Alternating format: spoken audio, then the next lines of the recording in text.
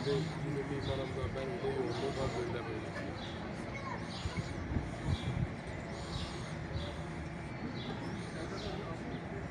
Birazdan hallederim. Tamam tamam.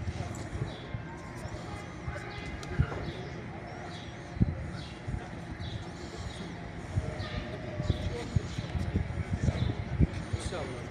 15 günde buluşuruz. Gerek yok.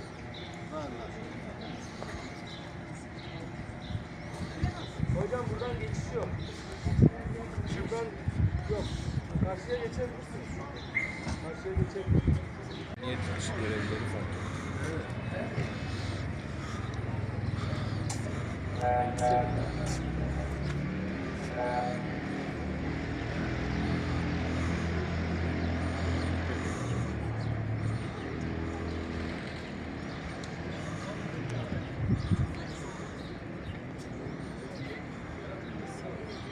İzleyen arkadaşlar, ombudsmanı konuşuyor.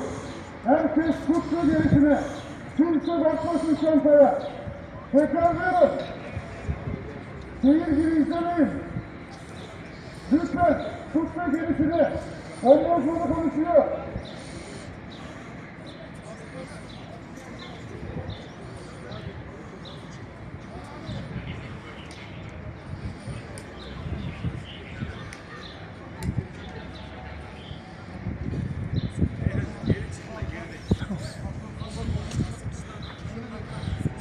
Tamam.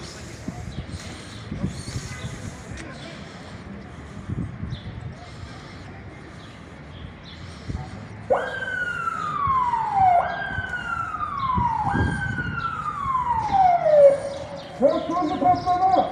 Traktörlü patlama! Traktörlü patlama!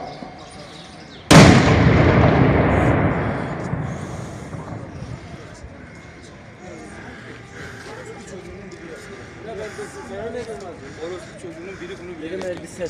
Bak bu kaçıncıdır? Elbise var. Geçebilirsin ya.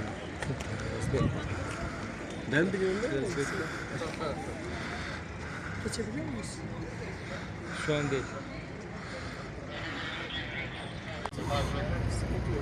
Selman bir bakın sıkıntı yoksa eldivenle sallayın.